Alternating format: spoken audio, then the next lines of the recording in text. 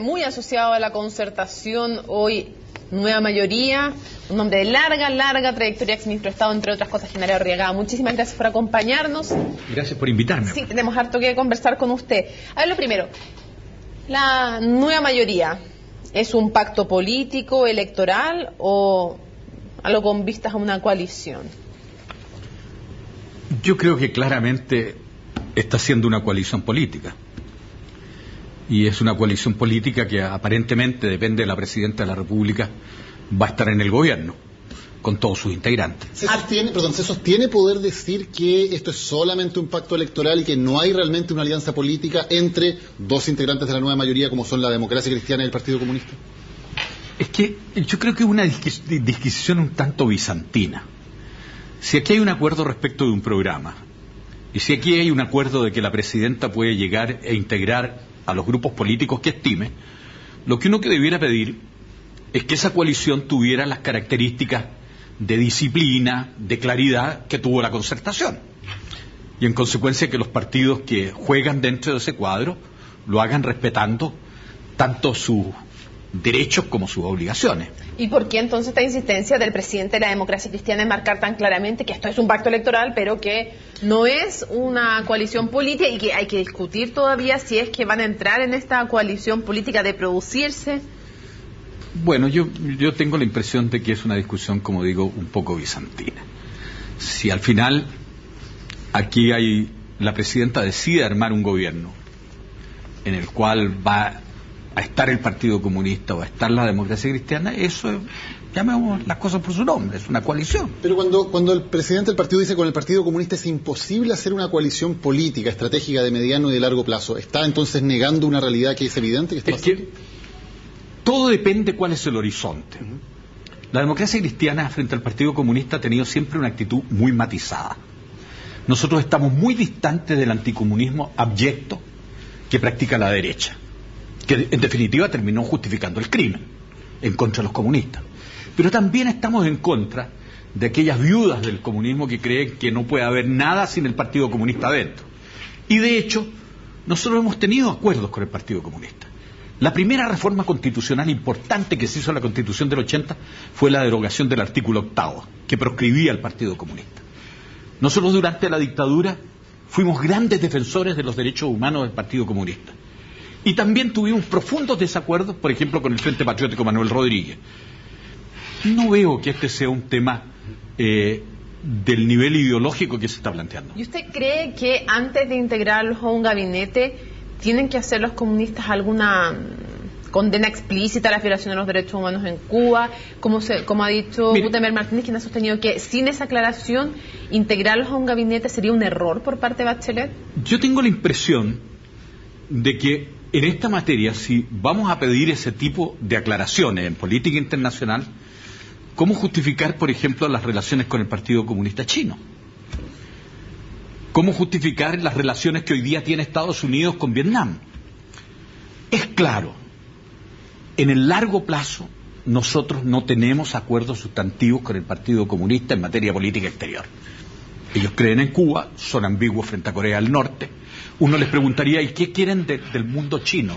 ¿Les gusta el neoliberalismo de la economía china o les gusta la dictadura política de China? Estamos de acuerdo, no estamos de acuerdo en eso, pero eso no quiere decir que uno no pueda caminar.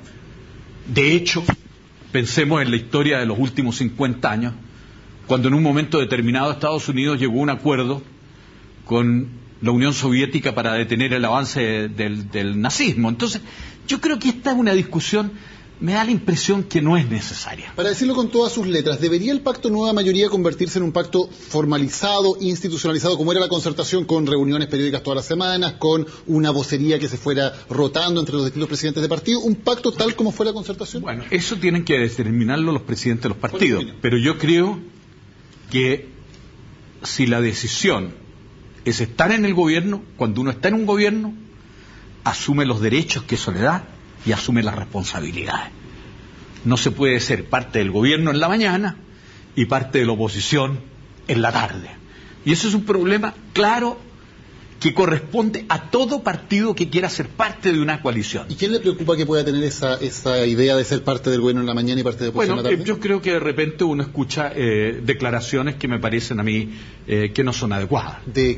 Por ejemplo, en el caso del Partido Comunista dice nosotros vamos a continuar en el cuadro de la movilización social, lo que tampoco, para ser franco, me parece tan aberrante. Lo que pasa es que uno no puede estar en una movilización social que termine destruyendo las posibilidades o intente destruir las posibilidades de viabilidad del gobierno en el que se forme parte. Volviendo a lo que le preguntamos, ¿tiene que institucionalizarse este pacto? Eso lo tienen que ver, pero sin duda alguna de que la mayor institucionalidad que puede tener un pacto es estar en un gobierno común. Pero implica entonces esta institucionalización del pacto nueva mayoría, la muerte definitiva de la concertación. Bueno, mire, yo, como tú decías, yo tengo una larga relación con la concertación, de alguna manera sin ser pretencioso, soy uno de sus fundadores. Pero debo reconocer que la concertación, que tuvo tantos éxitos, que no se conoció en un siglo una alianza política más eficaz, que fue a 4 elecciones presidenciales juntos, fue todas las elecciones de concejales juntos, fue todas las elecciones parlamentarias, estaba agotada. Y en consecuencia, hoy día lo que el país está buscando es un cuadro distinto, que desbloquee lo que siempre definimos como el bloqueo que la Constitución del 80 permitía a la derecha. Por eso usted ya da por superada absolutamente la concertación con este pacto nueva mayoría. Yo creo que claramente estamos pensando en una cosa distinta. ¿Y por qué no se ha firmado el certificado de defunción de la concertación? De decir, se acabó la concertación, tuvo su etapa. ¿Para qué lo vamos a firmar? ¿Para qué? Lo terrible de esta cosa, ¿o existe? No, lo terrible de esta cosa es desconocer el propio pasado. Está bien, pero el pasado de la concertación es muy honorable. Pero hoy día tenemos un animal político que se parece, pero que tiene elementos distintos. Por eso, en aras de la claridad, ¿por qué no decir el pasado fue la concertación, hicimos lo que hicimos, estuvo muy bien, se acabó la concertación y ahora parte algo nuevo? ¿Por qué no decirlo así claramente? Bueno, eso lo tendrán que ver los presidentes del partido, pero me parece que van para allá. Van para allá, pero todavía estamos en un periodo de transición, o sea, ¿todavía existe algo de la concertación? Bueno, tienen que... Ustedes comprenden de que esto requiere algunas precisiones, no es una cosa fácil, pero yo creo que van para allá. Pero le gustaría, para dejarlo bien especificado, por ejemplo, que hubiera un sistema en el cual en el mes de febrero el presidente de la DC fuera el vocero de la nueva mayoría y en el mes de marzo le traspasara esa responsabilidad al presidente del Partido Comunista. Me parece un poquito difícil. ¿Difícil? Pero para ser franco, eso lo tendrán que determinar ellos. Mire, yo recuerdo la manera como se nos criticó en los años 1985 por tener acuerdos con el Partido Socialista. Entonces, esta materia los países van cambiando y los partidos políticos cambian. ¿Cómo vamos a pretender que hoy día este Partido Comunista es el mismo Partido Comunista que tenía un modelo que era la Unión Soviética, fracasado, que estaba metido en una aventura extraña, a mi juicio muy condenable, como fue el Frente Patriótico Manuel Rodríguez? Pero si de repente hay un acuerdo, ¿por qué no? ¿Estas pugnas entre la ADC y el Partido Comunista pueden llegar a afectar el gobierno de Michelle Bachelet? Yo espero que no. Pero para ser franco, yo creo que depende de cuál es el comportamiento de cada quien dentro de la concertación. Seguir apuntando con el dedo o pidiéndole pruebas de blancura al Partido Comunista contribuye al próximo gobierno de Michelle Bachelet. Pero si las pruebas de la blancura las vamos a tener cuando lleguemos y tengamos que ponernos de acuerdo en qué reformas constitucional queremos. No, yo le estoy preguntando si el hecho de seguir pidiendo esas pruebas de blancura al Partido Comunista antes de que se integren al gabinete complica o no finalmente a Michelle Bachelet. Yo creo que no es necesario. A mí me parece que esto, lo importante es que exista el compromiso de que dentro de los márgenes de un programa que tiene ambigüedades vamos a caminar juntos. ¿Y por qué? Porque si no, perdemos una mayoría significativa que permite los cambios. Entonces, cuando hemos logrado una mayoría significativa que nos permite casi todos los cambios, salvo los cambios de las reformas constitucionales, nosotros llegamos y destruimos esta mayoría que hemos ganado tan trabajosamente después de 25 años. Pero hay algunos en la democracia cristiana que están en una posición de esperar que se desarrolle una primera etapa del gobierno de Bachelet, tal vez pensar que puede fracasar esa primera etapa y decir, en la segunda etapa vamos a llegar los que sabemos para arreglar el problema, el estropicio que va a quedar en una primera etapa. Yo no creo que vaya a quedar estropicio, pero sí creo de que los gobiernos necesitan ajuste. El gobierno de la presidenta Bachelet tuvo un ajuste fuerte. El gobierno del presidente Frey tuvo un ajuste fuerte. El gobierno de Sebastián Piñera, acordémonos cuando el pendrive, las chaquetitas rojas y la idea de que esto lo manejaban los tecnócratas, resultó un fiasco. Y después tuvieron que llegar y traer a los dirigentes políticos de mayor calidad para darle consistencia al gobierno. ¿Hay algunos que están reservando pensando en esa segunda etapa de la Yo DC? creo que estos cálculos en política, les soy bien franco, a mí me provocan, no me entusiasman. ¿Pero usted cree que existe quienes están esperando ese fracaso para después los mismos en el fondo como decir, primero démosle un aire para que venga la gente nueva, no sé qué más, y después los mismos de siempre vamos a llegar a arreglar la casa? ¿Hay algunos que están esperando eso o no? Yo no creo, por lo menos de los que yo conozco, ¿de verdad? No los veo. No los veo en eso porque es una cosa muy autodestructiva. ¿Gutenberg Martínez tampoco lo ve en eso? No lo veo en eso. Apareció una cosa en la prensa, pero resulta que no dio una sola referencia a una declaración de Martínez. Vamos a otro tema. Otro de los ejes de la exconcertación, el eje DC-PS, ha sido fuertemente cuestionado. Hoy día vemos a Fulvio Rossi decir que es antinatura. Hace un tiempo vimos a Carolina Toá diciendo que había sido tóxico para la concertación este eje DC-PS. ¿Qué cree usted? Mire, yo soy un animal de buena memoria. Y recuerdo que en algún momento determinado salía por ahí alguna declaración de algún socialista, en fin. Y mi punto es que cuando uno tiene una convivencia en cualquier plano, desde el plano marital hasta el plano político, las personas más cercanas son aquellas con las cuales uno tiene mayores roces. Con el Partido Socialista nosotros pertenecemos a filosofías distintas, a historias distintas, pero hemos trabajado 30 años juntos. Y entonces la declaración que hace la Carolina Toá, a quien aprecio, pero lo de tóxico me pareció innecesaria.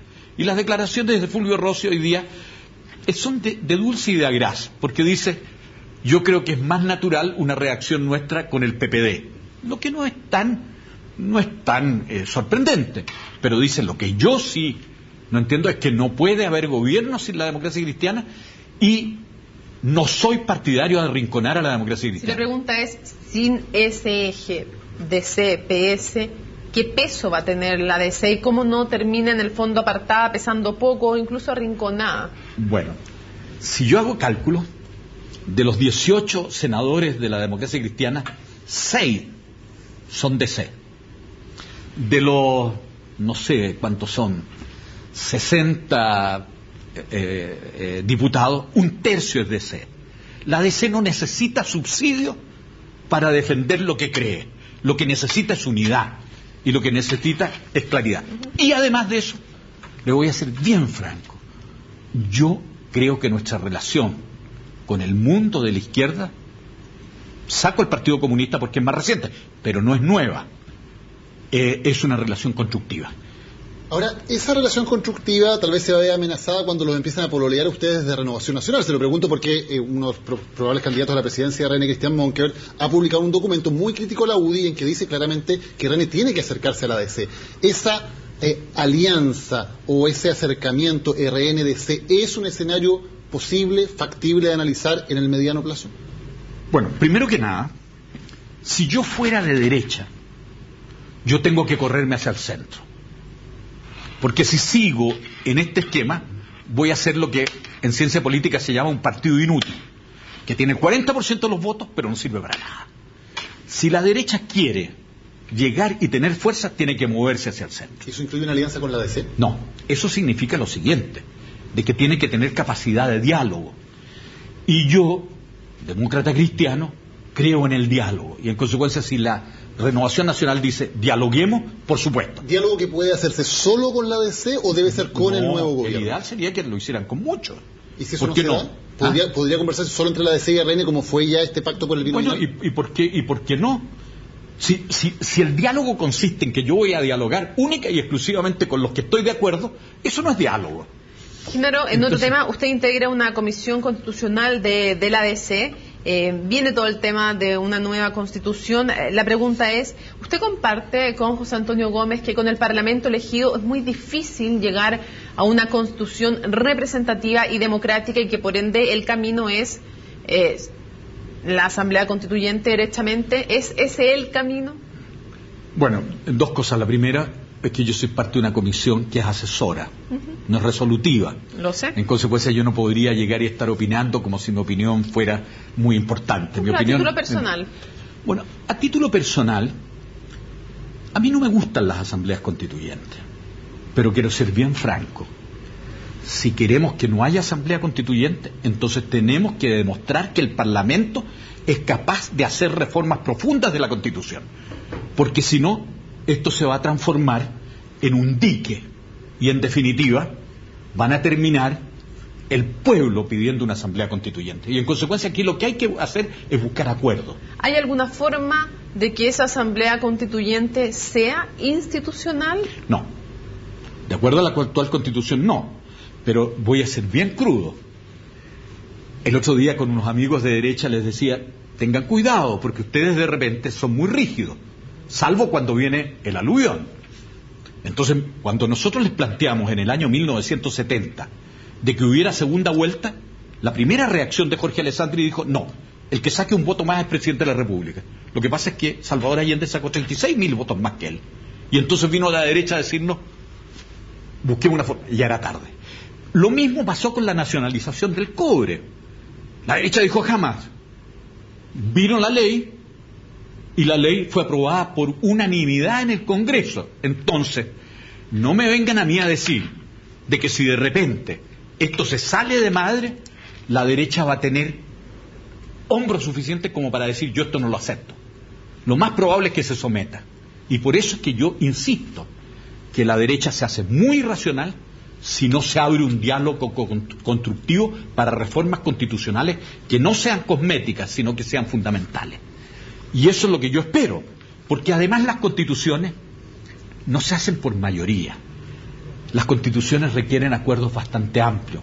¿Por qué? Porque es lo que los ingleses llaman el acuerdo en lo fundamental. Y en consecuencia yo puedo tener discrepancias respecto de la ley de impuestos, pero respecto a la Constitución se trata de que todos la consideremos nuestra Constitución. General Regada, gracias por habernos acompañado hoy en CNN Prime. Resumen ejecutivo de CNN Chile, ¿verdad? Muy bien. Gracias. Gracias por invitarme.